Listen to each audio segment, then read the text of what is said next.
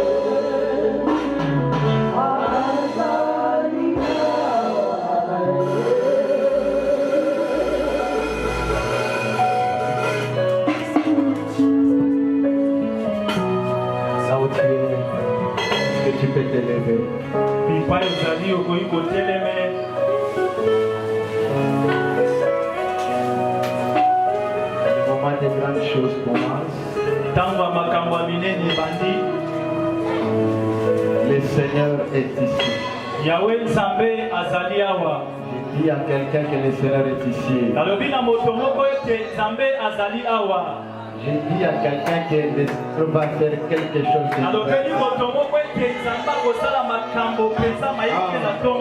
quelqu'un peut dire Amen. Quelqu'un peut dire encore Amen. Vous savez, dans l'histoire de la Bible, chaque fois lorsque Samuel sortait et se rendait dans une ville que Dieu l'a envoyée, c'était pour établir le roi. Et ce matin, il y a quelqu'un qui va devenir le futur Premier ministre.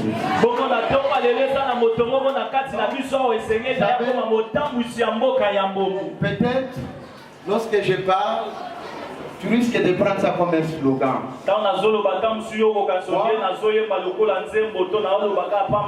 Le Seigneur m'a dit, l'alliance d'aujourd'hui, c'est pour établir chacun dans l'endroit que Dieu a voulu qu'il soit. Ce matin, je dois te voir comme père de la nation. Si c'est dans le domaine politique, Dieu te prépare. Si c'est dans le domaine des affaires, ton nom restera gravé dans ce pays. Il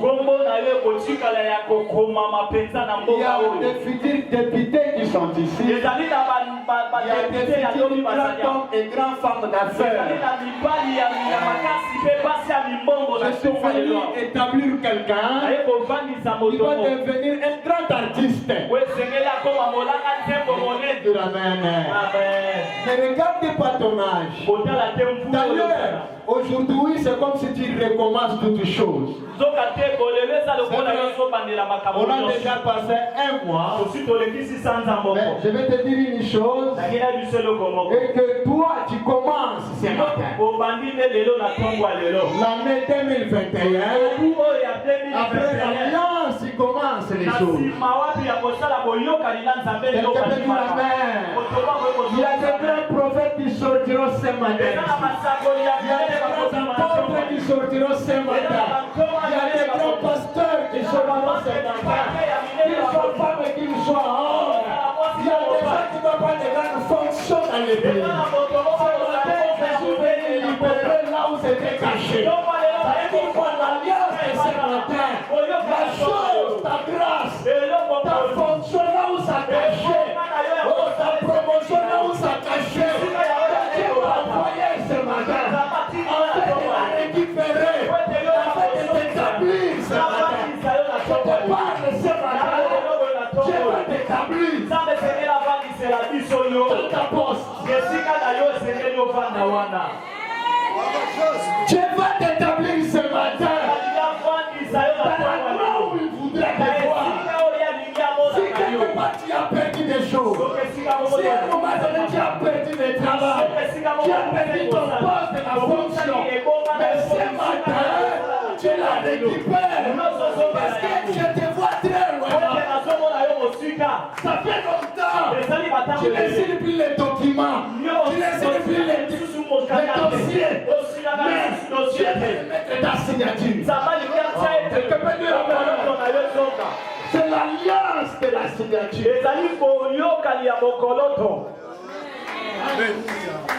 Les gens qui cherchaient ta mort, qui a mis des barrières cette année, le gouvernement qui va sortir, il y a quelqu'un qui va te ramasser. Il y a quelqu'un qui est là, qui va chercher ton nom.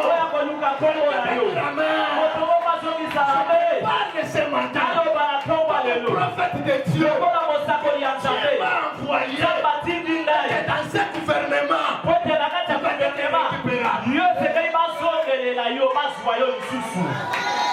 C'est possible.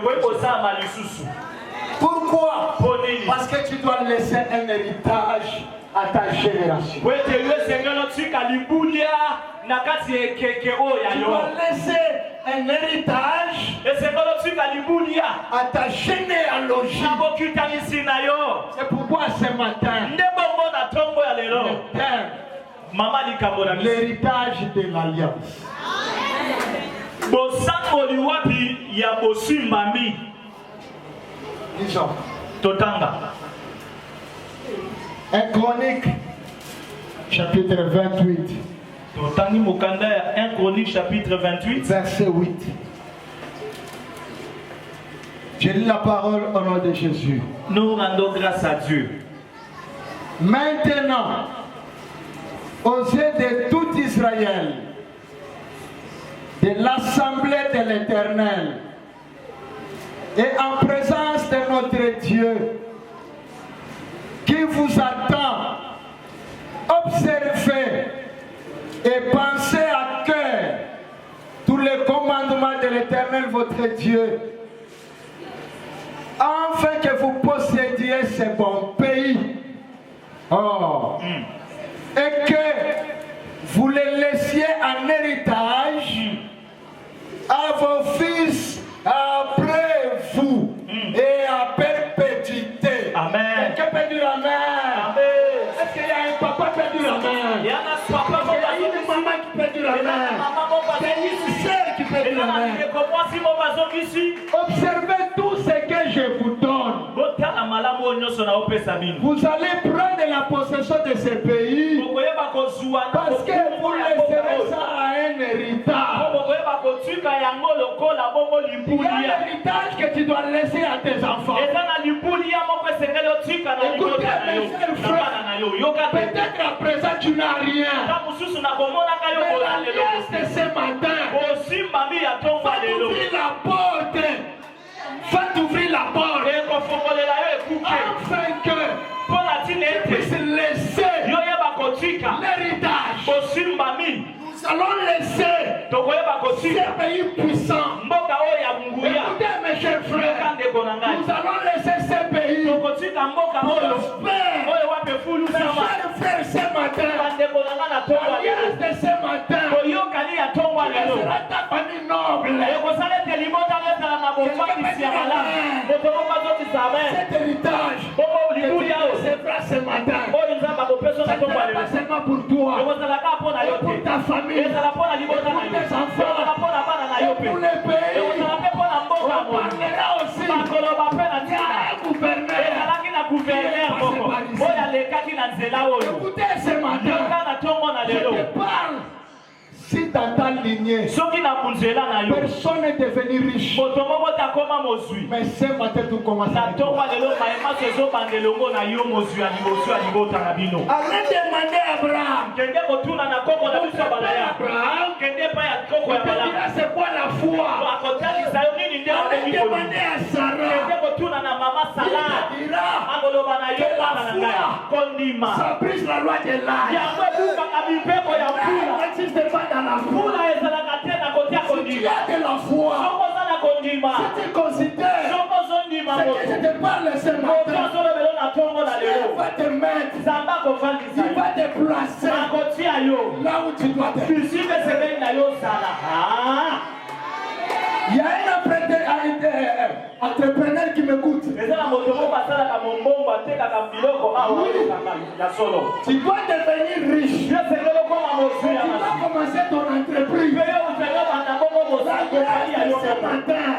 Ce matin, nous allons prier contre la mort. Nous allons prier aussi afin que Dieu t'établisse là où tu étais écarté. Parce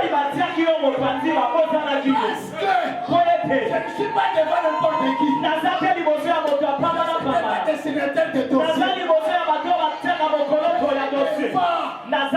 Des futurs ministres. Je suis devant des futurs chefs. Les chefs de file qui sont ici.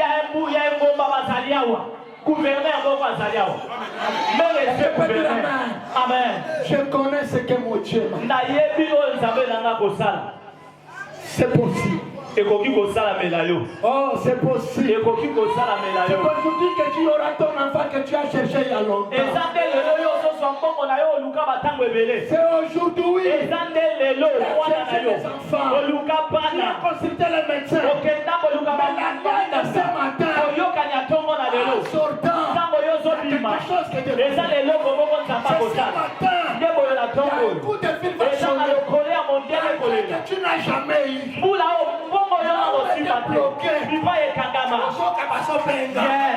Quelqu'un peut dire amen. Pourquoi tu dois laisser l'héritage? Tu ne mourras pas tel que tu es. Jamais je te parle. Ce que tu n'as pas fait. Mais je te dis ce matin, l'alliance que tu vas faire, ton enfant va accomplir ce que toi tu n'as pas fait. Amen. Père, merci ce matin. Le moment est arrivé. Tu veux parler à ton Père. Sois béni. Au nom de Jésus. Amen. Amen. Tu peux t'asseoir.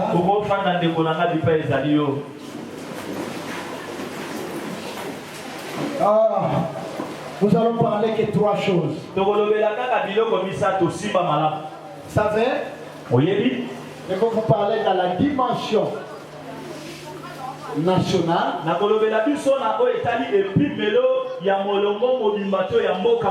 et dans la dimension familiale. Pourquoi nous voulons parler sur l'héritage de l'alliance? Parce que chaque héritage nécessite une relation entre l'héritier et celui qui lègue l'héritage. C'est pas moi qui va léguer cet héritage, mais le Dieu de Jésus-Christ, mais le Dieu de l'alliance, c'est celui qui va vous léguer l'héritage. L'héritage a plusieurs facettes. Il y a l'héritage fonctionnel. Il y a l'héritage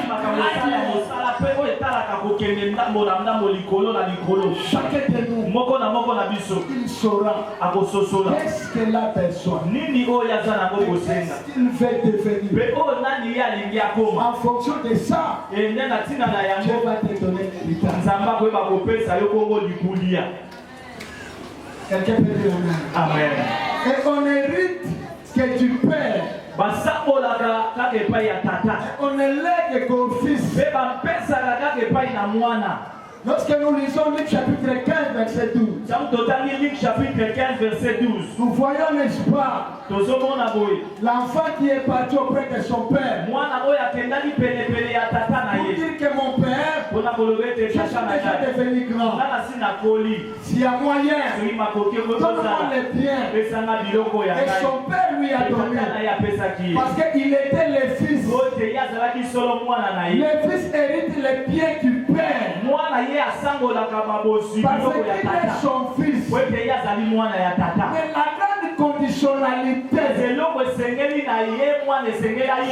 sa filiation entre le père et le fils. Autrement dit, c'est la communion. Oh, nous sommes enfants de Dieu. Ce que nous allons lui demander, c'est qu'il va nous donner. Ton héritage est contesté lorsque ta filiation est mise en cause.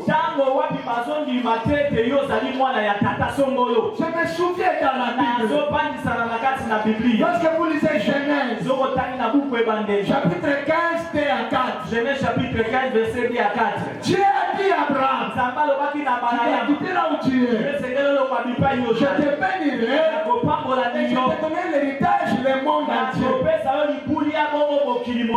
Abraham répondit, Seigneur éternel, que me donneras-tu? Je m'en vais sans enfant. Et l'héritier de ma maison, c'est Eliezer de Damas. Et Abraham dit, voici tu ne m'as pas donné la postérité. Et celui qui est né dans ma maison sera mon héritier. Autrement dit, c'est celui-là que je laisserai mon héritage.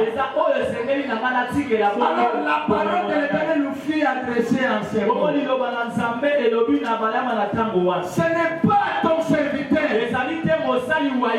de Damas, qui va hériter ta bénédiction. Ce n'est pas lui qui sera ton héritier, mais celui qui sortira de tes entrailles, qui sera ton héritage. Est-ce que vous savez que par la grâce, nous sommes enfants de Dieu? C'est par les serviteurs. Écoutez dans la Bible, de Genèse à l'Apocalypse, jamais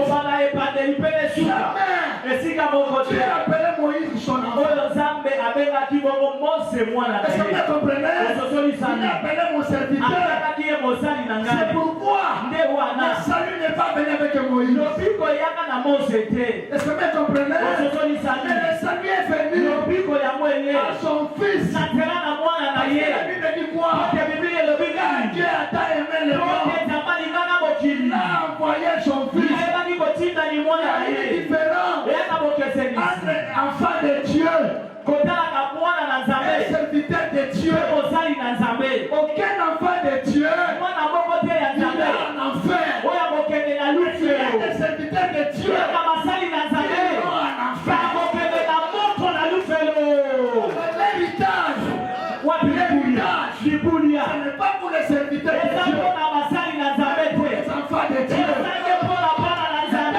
Chez les siens, les siens ne l'ont pas reçu. Il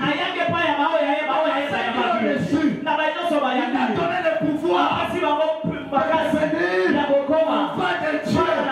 Parce que l'héritage de l'alliance n'est pas pour les serviteurs de Dieu.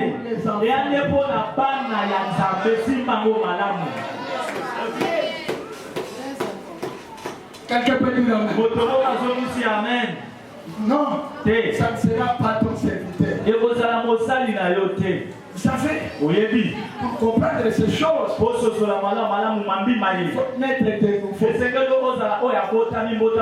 Comprendre ces choses. Vous savez que l'alliance n'est pas faite pour tout le monde, mais pour ceux qui connaissent Dieu. L'alliance, c'est l'accord de deux personnes. C'est un feu qu'on fait les entrées. Ça peut être verbal, ça peut être par écrit. Il y a de ceux qui font alliance avec les Satan. Ils boivent le sang des gens.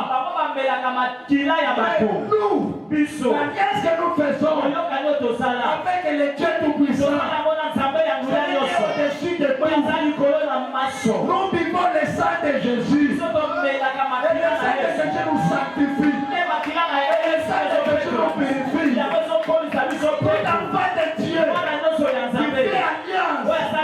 avec le Créateur, avec notre Dieu, avec Jésus-Christ, ne sera jamais confronté.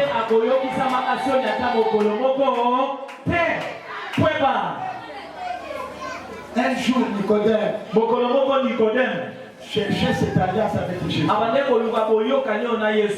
Qu'est-ce que je peux faire pour opérer les miracles que tu as fait? Jésus lui a dit, il faut que tu naisses de nouveau. Et lorsque vous lisez Jean 3, Jésus dit quoi? Ce qui est né de la chair et ce qui est né de l'esprit est l'esprit. Si quelqu'un est dans la chair jusqu'à présent, lorsque tu réfléchis, tu écoutes ce que je te parle, en chair tu ne comprendras pas. Mais lorsque tu commences à laisser ta chair, tu commences à voir là où tu dois aller, tu commences à voir là où tu dois marcher. Lorsque je te fais quitter la route, je te fais déplacer, je t'amène comment? Tu dois t'établir. Vous savez, le pilote de celui qui occupe aujourd'hui, il va abandonner ça pour que toi tu en occupes. Il faut comprendre ces choses, pas par la chair, mais par l'esprit.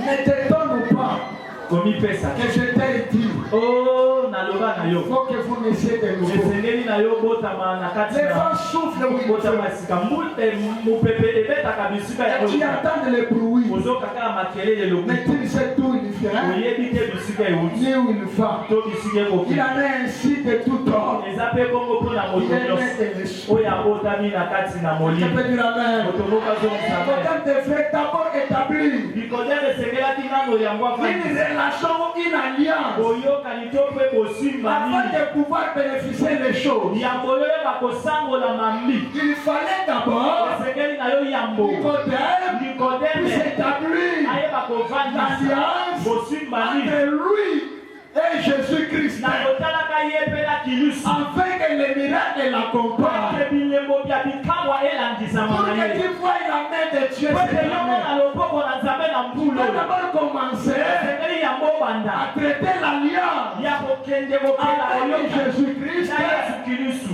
et les autres choses Mpe biloko nyonso etikali. vont accomplir. Yango ekobanda kolanda yo na nsima na yo. Quelqu'un peut dire amen. Moto moko azongisi amen. Il fallait d'abord cette alliance. Esengeli yango osala boyokani wana. Vous savez, Oyebi. les jours, n'est-ce pas, dans la piscine de Bethesda, Mokolo moko na kati ya Biblia na piscine ya Bethsaida. les gens voyaient le mouvement. Bato bande komona boningisa ya Là, maji. je faisais. O wapi mwenza bande koya kosala. Il voulait traiter l'alliance Alingaka sala boyokani. avec l'ange Wapi na mwenzo. et il oubliait Mpe bande celui qui kokosa. envoyait l'ange. Oyo atindaka gagagagaga. Oyo atindaka mwenzo mpo ya kokwea ngisa maji. Awo sosoni. C'est-à-dire quoi? Eli koloba nini? Il ne voyait que l'ange. Ya bandeka kozela Il omona faisait mwenzo. confiance à l'ange. Aopesa kondima Et lelo il sopana mwenzo. oubliait que l'ange, Aokozala ete il y mwanzo. avait quelqu'un qui Ezalaki envoyait. na moto moko na C'était un bayekotinda. Dieu. Ezalaki C'est nzambe. Jésus-là. Yesu wana. Pourquoi? Nde wana. Pour confondre Po ayeba les kotia personnes qui ne voyaient que l'ange. bato bandeka komona Il est venu mwenzo. auprès de quelqu'un. Ayaki pene ya Il a moto. souffert pendant 37 Oyo ans. awumeli bambula 37 Il ans. va lui poser la question. Atuye motuna.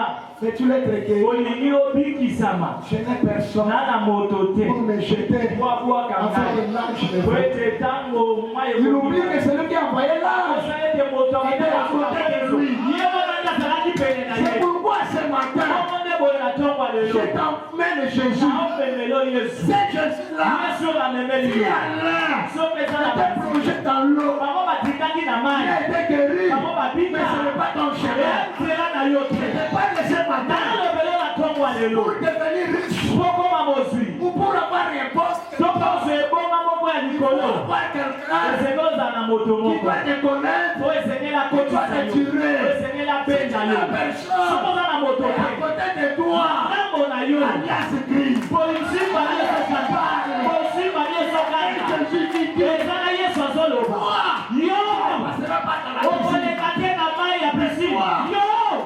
Elamba ya kokaoka. Elamba ekotika na se. Quand tu viendras, tu vas être plongé dans l'eau. Olobokama no na mai Quelqu'un te. peut voir ce matin. Okomoka zondima na tonga yo. Quelqu'un doit Ndenge yo zondima. marcher avec toi. Ndenge ezala kotambola na mbula oyo. C'est différent de ekozala kokoseli ya bato nyonso. Kasi bato bakolela yo kolela te. ta bénédiction. Lipamboli na est yo. différente de la bénédiction de ton père. Ekeseli na lipamboli ya Différente de tata la na yo. bénédiction de ta mère. Ekeseli na lipamboli ya mama na yo. Même tes grands frères. Ata bayaya na bayaya na Même yo. tes grandes Ata sœurs. bayaya na yo ya basi. Si l'autre, Soki oyo wana pour se marier, bana il fallait 5 ans de ezali fiançailles. basala 5 ans ya Mais ce fiançailles. matin, je te déclare. Lelo nazotatola. Quelqu'un peut dire amen. Bongo koloba Ce amen. matin, je déclare. Lelo Tu nazotatola. n'es pas encore marié. Yoka yo Ça ne naloba. prendra pas du temps. Yo mpona yo kozala ntango ebele te. Parce que l'alliance Po ete bolingeko ya est kosimba à côté de toi. eza na ngambo na yo. Je vois une piscine ici. nazomona bongo pisini bisika tozali Je awa. vois plein d'arbres. naomona bamwenzo Je suis en ebele train déjà bana kati ya en kokwela train de travailler mes cheveux. bana kati ya kosala Je te parle ce matin. eloko enatongwa Vous lelo ne mourrez jamais pauvre. yo kokufa babola Et te tu vas devant le pauvre. nape liboso ya babola Pas dire amen. okomona kokoloba Je ne amen peux pas établir. yo nzambe atindanga Il yo m'a dit vas-y. alobi na nakende À koloba partir de l'alliance, mpona kobanda na nsima quelqu'un qui koyokana n'avait rien. oyo yo ozalaki na eloko À te partir de na l'alliance, nsima kozala koyokana Jésus-Christ, ozali yesu masiya il dit dans sa alobi parole, na liloba na ye je vous ai béni. napambola bino Nous sommes des bénis. na mapambwami nyonso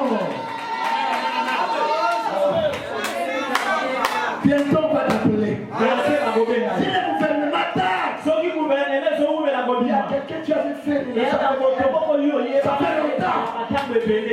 que vous savez même dans l'armée, il y aura un changement cette année? Dieu m'a parlé. Il y a des généraux qui vont tomber. Nous serons des généraux. Vous n'aurez pas dit ça. L'alliance que tu vas prier. On se pousse. Amen. Amen.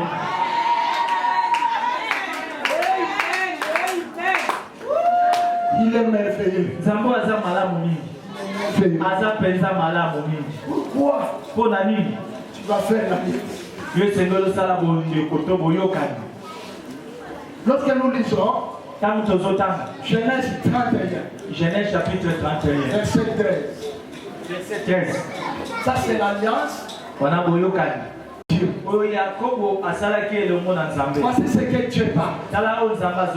Je suis le Dieu de Bethel, où tu as oué un monument, où tu m'as fait un feu.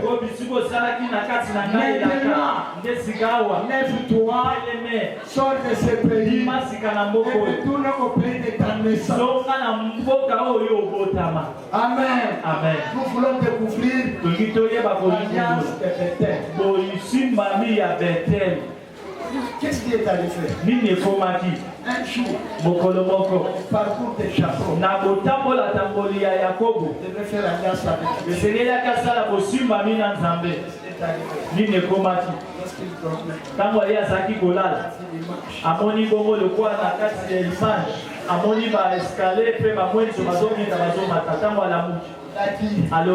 Dieu est ici.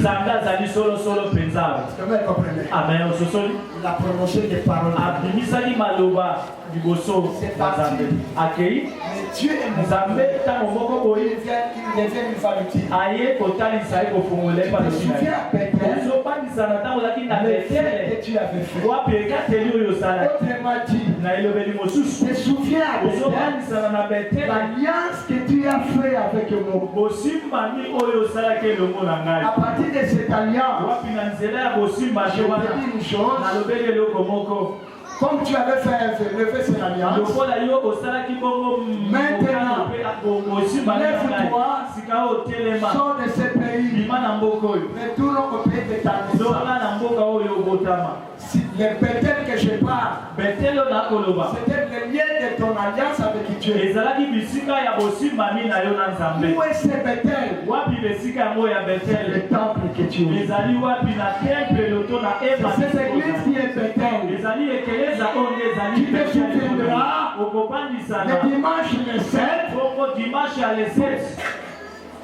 tout ce que tu as prononcé, ou tout ce que tu diras, Dieu viendra te parler encore. Tu te souviens ce que tu as dit à Bethel? Parce que Bethel, c'est l'endroit de ta prospérité. Notre marche avec Dieu est segmentée en plusieurs saisons. Il y a aussi la saison de Bethel. C'est quoi la saison de Bethel? Lorsque Dieu se rappelle de son alliance, dans l'endroit que vous avez fait ce feu, il va dédommager vos sacrifices. Il faut un sacrifice. Quelqu'un peut dire amen. Il faut une offrande. Il faut un sacrifice. Et Dieu se souviendra de ton sacrifice le jour de ton alliance. Si Jacob avait oublié l'expérience de Bethel, Dieu lui s'en souvient encore.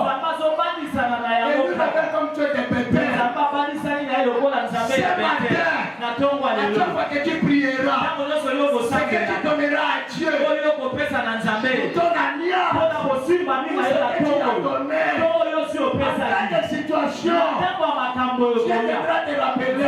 Que tu continues à jeûner et de prier. Mais souviens-toi, jour que tu as fait,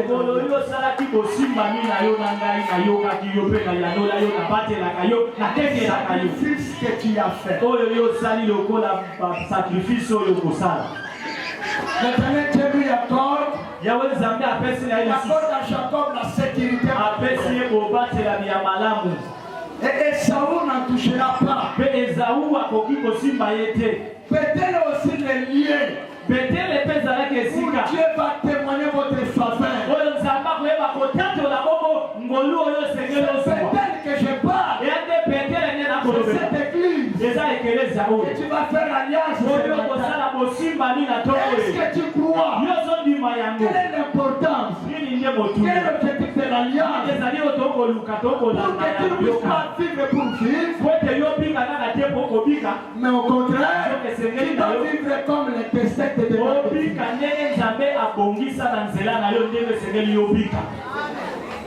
La mort anticipée ne viendra jamais. Peut-être que vous n'allez pas comprendre. Il n'est pas dit aujourd'hui que tu traites avec Dieu. Tu continues à vivre dans les concubinages. Tu continues à vivre dans les vols, dans la escroquerie. Tu risqueras que cette alliance soit mis les sans effet. Tu vas entrer dans l'alliance mais incliné à Dieu. Je t'avais dit une chose. Si tu es sorcier, ne fais pas cette alliance ce matin. Tu risqueras qu'on enterre cette alliance est pour les enfants de Dieu.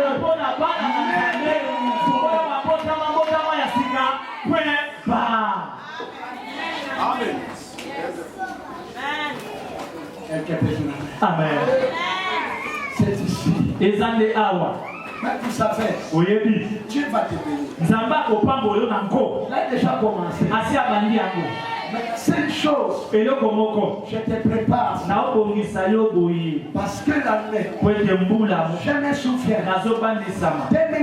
2016, je suis passé ici. Dieu m'a dit, le décollage de l'année passée, c'est à partir de 2022. Nous sommes en 2022. Et Dieu m'avait dit, il y aura beaucoup d'argent dans le pays. Nous sommes encore le mois de janvier. On est déjà dans le mois de février. Il nous reste encore 10 mois. Mais je vous dis ce que Dieu a dit. Moi je viens te préparer. Dans l'argent qui sera dans le pays, tu as une responsabilité. Il y a des responsabilités que tu dois assumer. Tu dois devenir quelqu'un qui doit gérer les autres. Tu es le commandant. Tu es le leader. Tu es le patron. Les dossiers passeront par toi. Mais je ne t'ai pas laissé ce matin. Tu vas te bénir.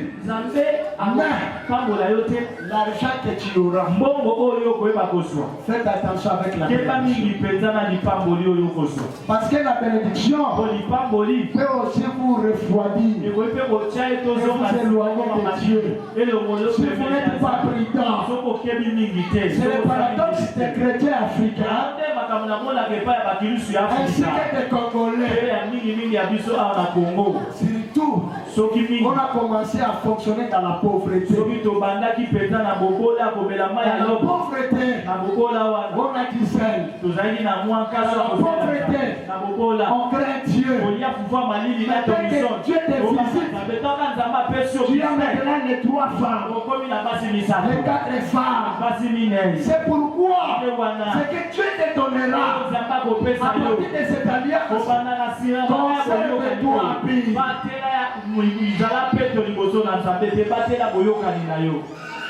Dernier point.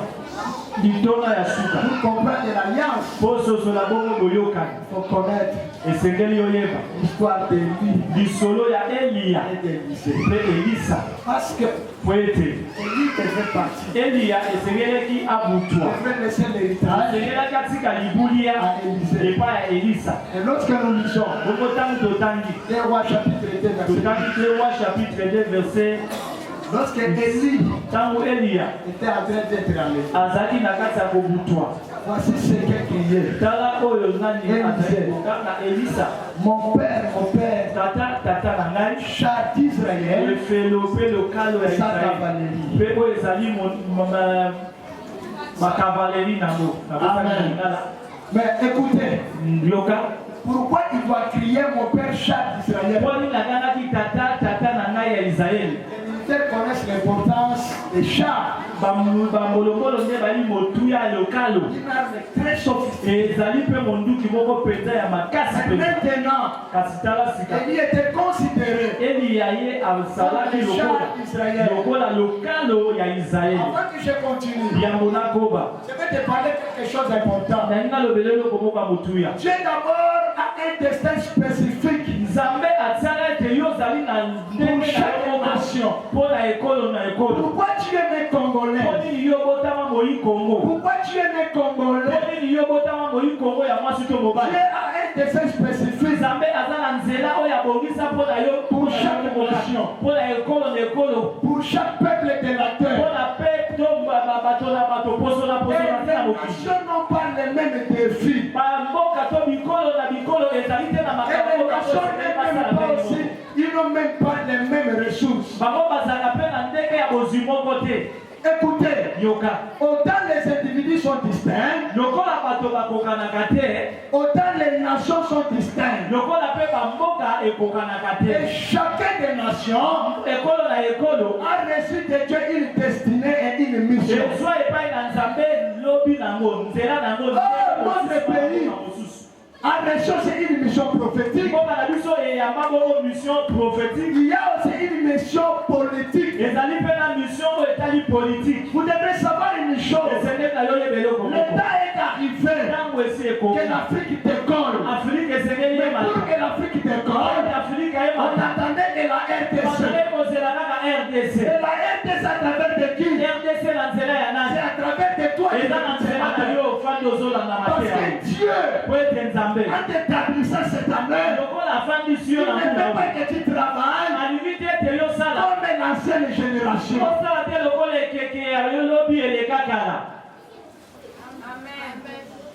Écoutez mes chers amis, yokanga bandeko na ngai chaque église ekeleza nyonso est plantée dans une nation, oyo etiama na etuka na doit etuka jouer un rôle dans cette nation. esengeli nango esala mosala na yango na kati na ekolo to na etuka wana Vous devez savoir une chose, esengeli boyeba eloko moko même le prophète Kimbambu, ata profete il avait kibanga empêché cela très tôt. ye azwaki yango ntango Mais malheureusement, nzoka ndete nous l'avons mal compris. biso tososolisaki ye Parce que lorsqu'il était en train de dire ntango ye bandaki que koloba demain, lobi les blancs seront des noirs, bato mindele noirs seront des blancs. bato moyindo bakoma mindele Ça veut dire quoi? Demain, ekoleba nini lobi les noirs deviendront plus puissants que les blancs. moto moyindo akokoma mpenza na nguya Mais il était koleka en train mindele de voir de grandes choses. mondela bandeko Le rôle que l'église doit jouer oyo esengeli dans la nation. kumba ekeleza ye L'église bakokasi ya ekolo qui est toi, qui est moi, oyo ezali yo oyo nous ezali avons ngai la tozali na responsabilité. mokumba oyo epesaneli biso Mais kasi c'est l'église qui ne comprend pas. ekeleza nde esosola te Vous savez, oyebi ceux qui forment bao bayibaka dans ces pays, oyo bayibaka ce sont des chrétiens des églises.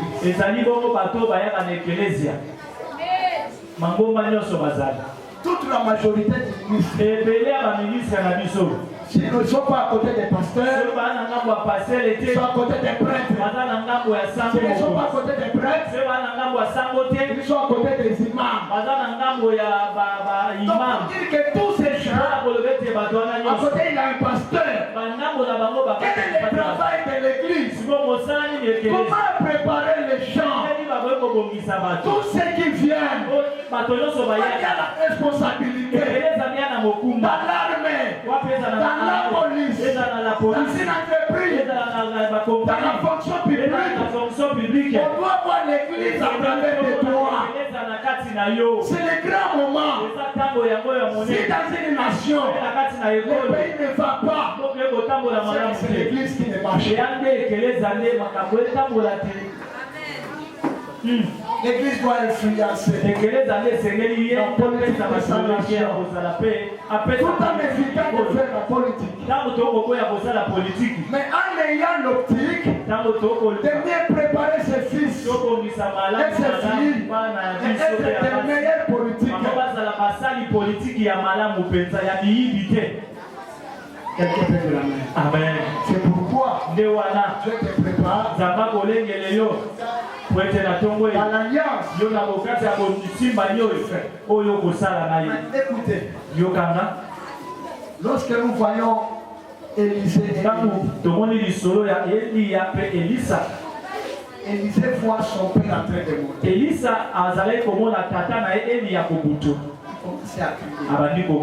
Chaque Israël.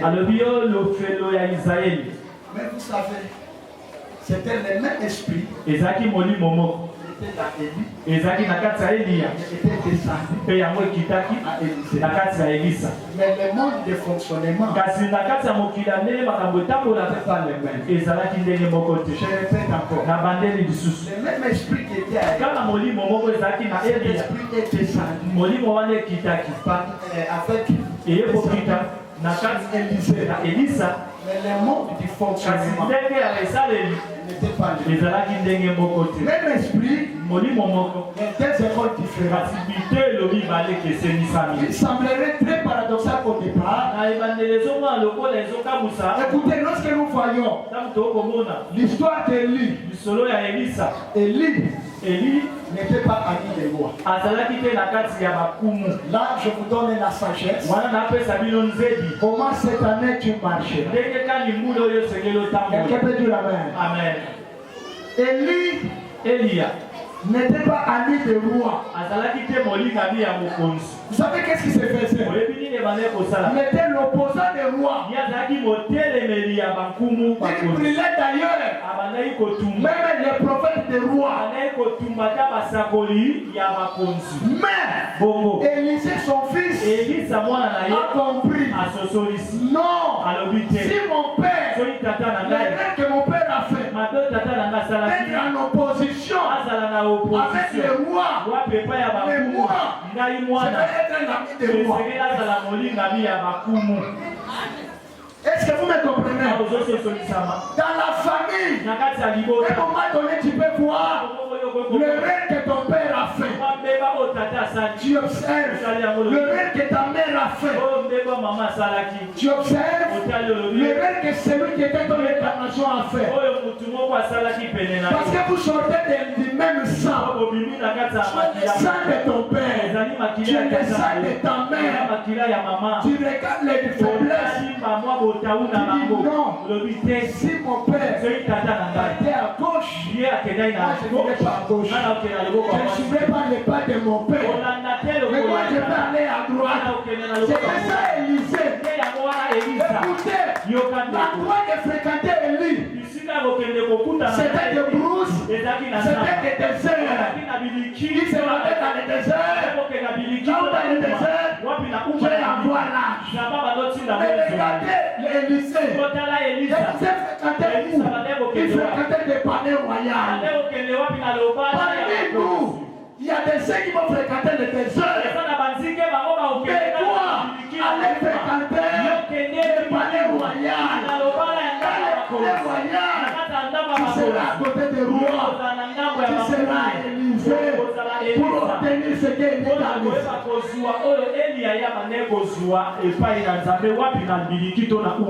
Je voulais te dire quoi? L'alliance, oui. Ton alliance, c'est pas de fréquenter les portes. C'est pas d'être à côté de la personne qui t'a très loin. Mes chers frères, tu fais l'alliance, oui. Même l'alliance des amis. Toi qui fais aller très loin, tu n'as pas le droit de rester à n'importe quel côté.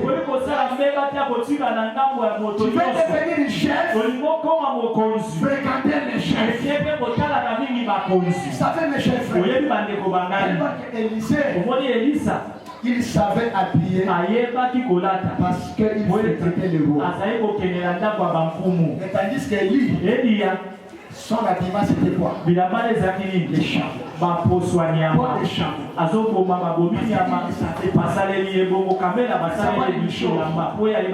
Quelqu'un qui fréquente le roi, sa façon de vivre, sa façon de parler va être différente.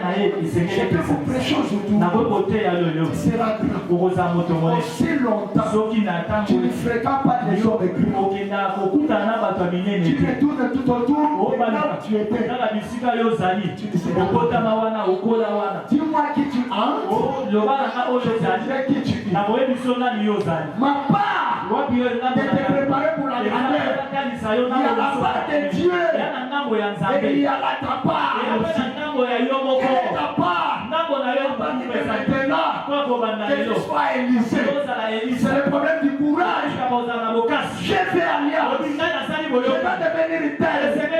Mais Seigneur, pour rencontrer cette personne, je vais fréquenter le Parlement. Qu'il soit député ou pas. Si tu as besoin d'une femme et députée, ce n'est pas dans la route. Il y a aussi des célibataires. Qu'ils soient députés au Parlement. Rendez-vous. Allez tous au palais. Écoutez, chers frères, tu veux travailler dans la présidence, tu n'as personne. Portez la costume, comme Élisée, prends ton sac, par le courage, tu vas te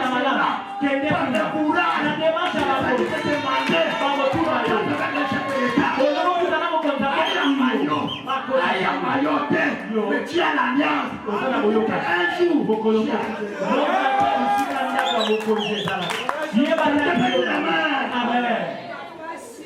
écoutez, c'est la haute sagesse. Pour le moment, cette année, tu ne vas plus marcher avec n'importe qui. Vous savez, si toi tu n'es pas prostitué, on va te considérer prostitué. Parce qu'il y a un frère qui me dit, quelqu'un peut dire Élisée a compris. Tout le temps auprès de lui. Il n'y avait pas de proposition. Non, il avait compris. Il a travaillé comme un Nathan. Nathan est côté au roi. Vous savez, lorsque David a péché, la Bible dit quoi? Nathan est allé. Il a fait ceci, c'est parce que vous voyez des pasteurs, des hommes de Dieu. Un jour ils nous disent, celui-ci qu'on a établi, il n'a pas bien étudié, il n'aura rien de nouveau. Cet homme, il n'est pas le père de la nation. Pasteur, mais peut-être seulement pour sa communauté l'église. Mais le père de la nation, comme le pasteur, lui au contraire, il dit gloire à Dieu. Je ne vais pas m'approcher de cet homme parce que s'il fait du mal, je vais le droiter. L'église ne peut pas être dans l'opposition. Mais l'église au contraire doit redresser le président et la nation. Quelqu'un peut dire amen. C'est ce qui a fait Élisée. Il est mort dans la richesse. C'est différent. Écoutez, tu peux avoir ton camp. Mais la seule chose, étant que chrétien, que Dieu prépare, dois savoir une chose. Tout ce qui arrive dans cette nation, Dieu le permet. Que ça soit mauvais, que ça soit bon. Dans une famille, tout ce qui arrive, Dieu est l'auteur. Moi, je fais de l'œuvre de Dieu. Ce n'est pas flamme qui bénit. L'alliance que tu vas faire, non avec une flamme, mais avec le Dieu des flammes, avec mon Jésus là. La seule chose, la sagesse. La sagesse. Sinon demain, tu seras de dire, j'avais fait la grâce, j'ai donné mon action.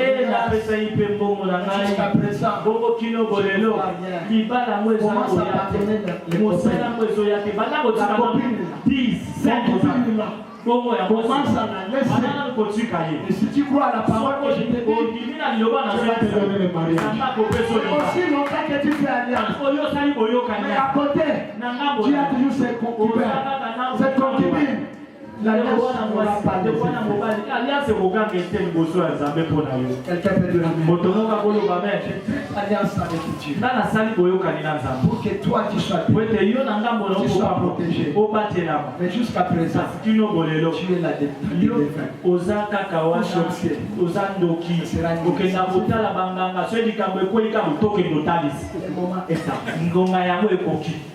est-ce qu'il y a quelqu'un qui croit que le démon doit parler de lui?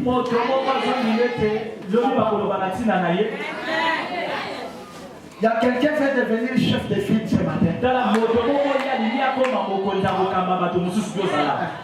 Tu comprends? Vous savez au Congo, ça a la signature. Amen. Même si tu n'auras pas beaucoup d'argent, mais tu prends aussi. Tu sais. Tu ne sais pas. Celui que tu sais. Tu as besoin de te connaître cette possibilité. Écoutez, c'est l'âge de rattrapage.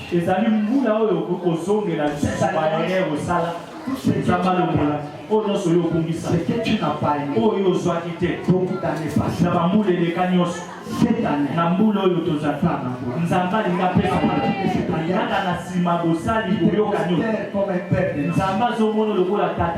mes chers frères, tu envoies ce message à travers tes tours. Il y a un héritage que tu dois laisser à ta famille. Premier héritage, c'est de faire voir Jésus. C'est l'héritage des héritages. Autrement dit, c'est toi l'expatriage de la famille. Deuxième héritage, ça ne sera pas seulement le salut, mais l'héritage matériel. Mais pour que tu accèdes, pour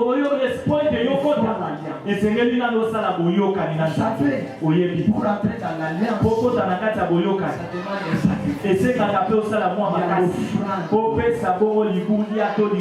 Je vais faire un feu. Seigneur, mon offrande. À chaque fois, j'avancerai. Je viendrai qu'une. Tu vois, les $50.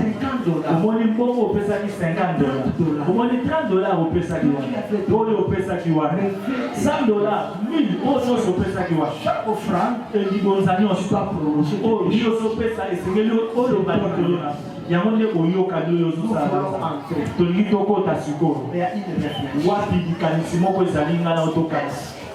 On va continuer à faire des alliances que pour faire. Non. Mais moi je pense. En faisant un renouvellement de mon alliance. Pas pour rester les mêmes. Moi, cette année, on ne peut plus me voir comme l'année passée. Ce que je vous dis, Je suis devant des élites et des églises. Les élites qui font élite. Ceux qui voudra faire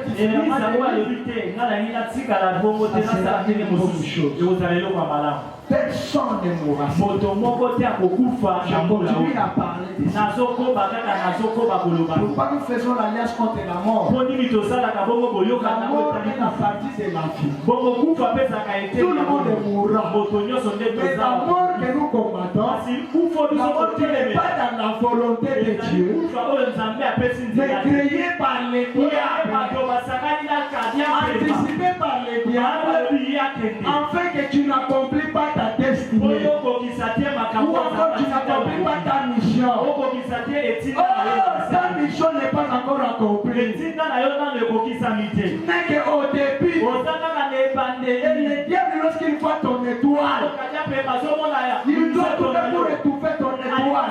Nous faisons l'alliance pour protéger ton étoile.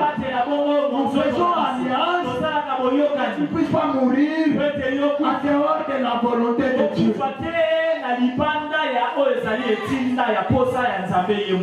C'est pourquoi nous faisons l'alliance. Ce matin, nous voulons là où nous sommes.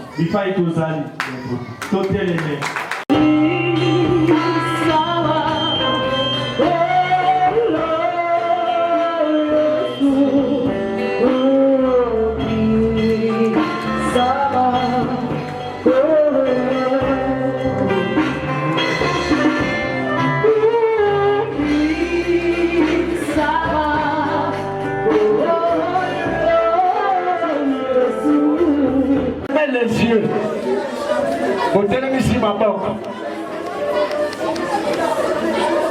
C'est comme si vous recevez quelque chose de la part de Dieu. Oui. Kozana koyamba yango. Video ya Kinshasa ezana maboko na bino. Il faut beaucoup de sa sécurité ya bien na mboka.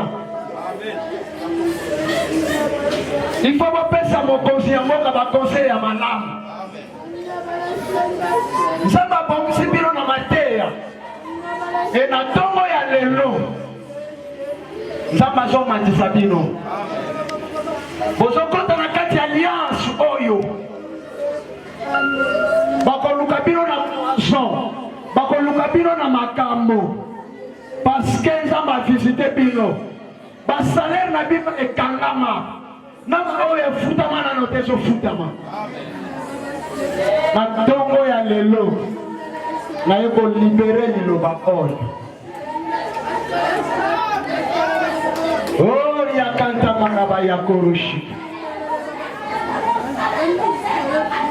Cette prière vous osala yango.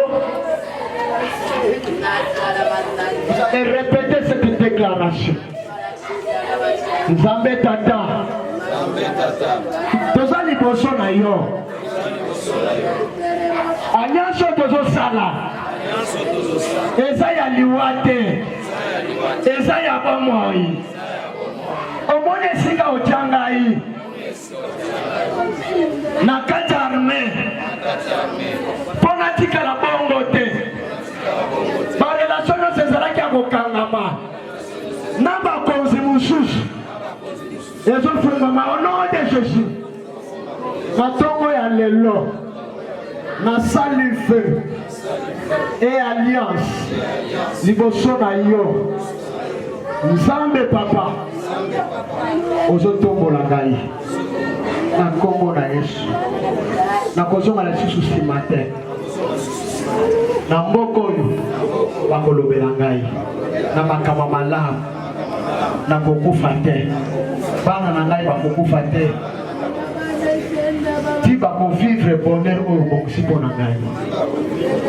Liwa nyonso oyo ebomisamaki ya Satana mpona 2021 ekozwanga te. Au nom de Jésus. Je vais prier maintenant.